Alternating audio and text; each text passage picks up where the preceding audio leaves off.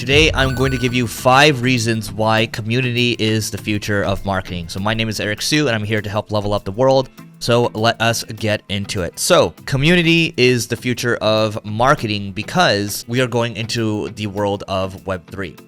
Meaning that a lot of the stuff that we are doing in the Web 2 world right now, which is running Facebook or Meta ads or Alphabet or Google ads, whatever you want to call them, that is going to slowly die down over time. It's not to say that these platforms aren't effective. It's not to say that they didn't do a good job, but the world of Web 3 is going to be really based on the people creating and the people profiting, right? So a lot of the profits right now are going to these big platforms and they play the game well.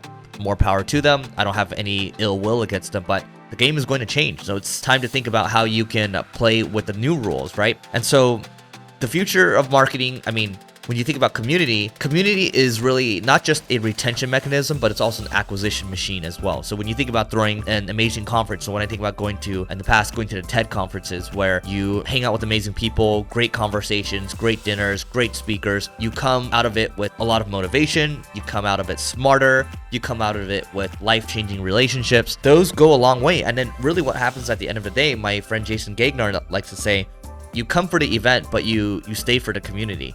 And it's really hard to cultivate great community, which is why most people don't know how to do it. And I would venture to say that a lot of us have gotten lazy and fat by just using Facebook and Google ads, right? And to me, that's kind of table stakes now. But when you think about how 45% of venture capital money goes towards these platforms, well, I just think there's probably a better way to do marketing for the long term. And the ones that do it well, those are the ones that are going to stand out. So what I would say is, let's just take a look at my screen for those of you that can see it right now, but I wrote a thread here and I just want to kind of outline and maybe elaborate on some of the points I made, right? So I put here, the best marketers don't just add value for prospects and customers, they make them feel like they are part of something. The future of marketing is not just providing value, it's community. So number 1, Web3 winners are building community first, then launching their products and services. So before the Bored Ape Yacht Club had its 2,000 person warehouse parties or partnered with Adidas, it focused on delivering an exceptional experience. They've traded over 1 billion in volume to date. So it's kind of a reverse approach where people build a business first, then a community. Now it's you build a community first and then you figure out the business model afterwards.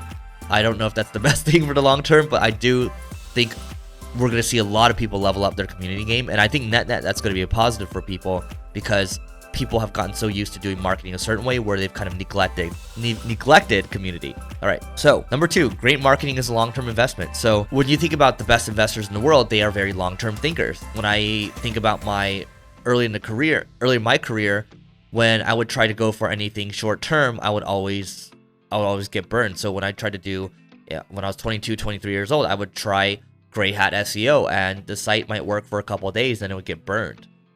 And so I've just learned over time that whenever I try to make short-term money, it just doesn't work out. You got to be patient for the long term.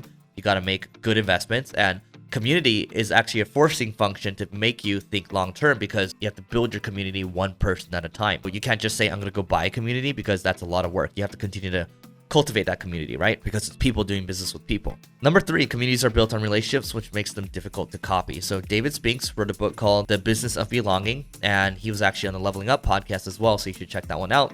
But he argues that the community is a competitive advantage because you can't replicate relationships with people. Relationships are non-fungible. So when you think about NFTs, well, NFTs can't be cut up, duplicated, right?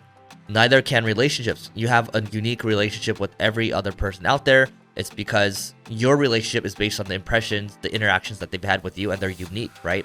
And I venture to say that you actually have, if you have 100 friends, you probably have, they have 100 different impressions of you, right? You're not the same to every single person. So there's that. And number 4, community improves customer retention. So community adds an emotional layer to your product. And if someone wants to churn from your product, that means they are leaving their people, which makes it harder for them to leave, right? So you got to think about that. So it's much harder to leave something when it's like you have a bunch of friends that are tied to it. You're learning so much from it. You're getting a lot of value from the product or service as well. And that's why over the years, I've constantly stayed in groups, such as the TED community or stayed engaged with Singularity University or EO or YPO. These are all different groups of communities of like-minded people that just want to get better so they can give back to the world in a higher capacity, right? And number 5, last but not least, community raises the bar of marketing. So you can't half-ass community. You have to go all in for the long term. You have to now focus on relationship building, which takes time and effort. every touch point can't be transactional. You have to give, and then ask. So basically for every 4 asks, or every 1 ask actually, you would have 4 gives, okay? So it's about making deposits into the relationship bank so people will be happy to give back to you. I mean, when you think about walking on the street, when someone comes up to you and asks you for money, what's your reaction to them? You're generally not going to give much to them because they haven't really built any relationship with you and you don't really know them well. You don't know, like, or trust them, right? And so building a community forces you to do it in a slow, methodical way. I think a lot of the marketing that we've done over the years has really been, it's got to go, grow at all costs, and I've been in situations like that. But what I've just learned over the years is that when I take a slower approach to things, when I take a long-term approach to things, it just works a lot better. And so that's what I think about community. That's why I think community is the future of marketing. It might have been something in the past. There hasn't been much of a focus on it, but it's going to become much more of a focus for the near future. Let me know what you think in the comments if you agree or disagree with me. And don't forget to hit the like and the subscribe button because we need to level up the world. So it would be very helpful if you did that. So that is it for today, and we'll catch you in the next one.